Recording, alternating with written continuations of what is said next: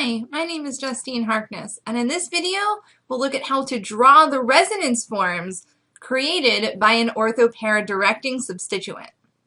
Like some substituents can direct electrophiles to the meta position, other substituents can direct electrophiles to the ortho and para positions, and we call these OrthoParaDirectors.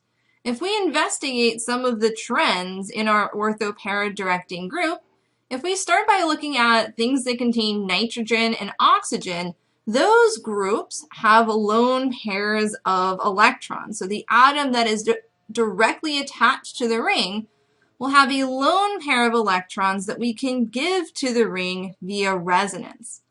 Other groups, like R groups and hydrogen, have electron density that they can donate. We see a similar trend with the donation of electron density with alkyl substituents when we looked at carbocation stability. R groups can donate electron density to the positively charged carbon of the carbocation to make it more stable. In benzene rings, these R groups can donate electron density to the ring to increase its reactivity and to also direct substituents to those ortho and para positions. If we want to draw out the mechanism for an electrophilic aromatic substitution reaction that involves ortho and para directing substituents, we first want to identify those substituents, and we can quickly identify them since we'll see an atom attached to the ring that has lone pairs of electrons that it can donate to that aromatic ring. Next, you want to draw out some resonance form that shuffle that negative charge onto those ortho and para carbons, and we'll look at how to draw those structures in just a little bit.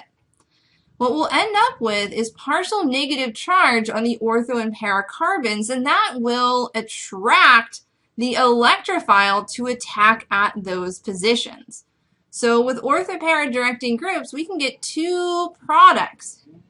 The electrophile can bind to either the ortho or the para position. So let's take a look at an example. So here we need to draw the resonance structures for this particular molecule. And one thing that we'll notice is that oxygen has two lone pairs of electrons, and that's what makes it a very good OrthoParaDirecting substituent. So we can draw out our first resonance structure by moving one of these lone pairs of electrons down, and what we'd end up with would be 5 bonds to carbon, so we can't have that. So we need to move this other pi bond onto our carbon. So we'll get a positive charge on that oxygen now since it has 3 bonds, and we'll get a negative charge on our carbon. Now we can start moving that negative charge around the ring. Remember, there's 2 electrons here that give that overall negative charge. So we can use them to form a pi bond, which would displace this other pi bond, and that would give us a negative charge on that para position.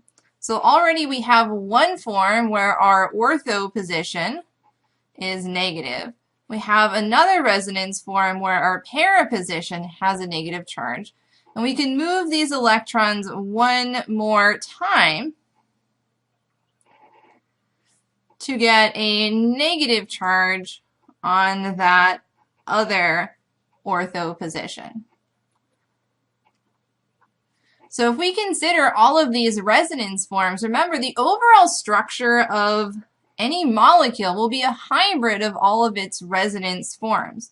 So if we combine all of these resonance forms to get our resonance hybrid, what we see is that we have partial negative charge on our ortho and para positions, and that makes it more reactive towards an electrophile. That electrophile is going to want to add to those ortho and para positions, and this is why when we have lone pairs or electron density on our substituent, it acts as an OrthoParaDirector. So as you practice with this more, focus on drawing out the resonance structures because that will really help to solidify why these groups in particular direct the way that they do.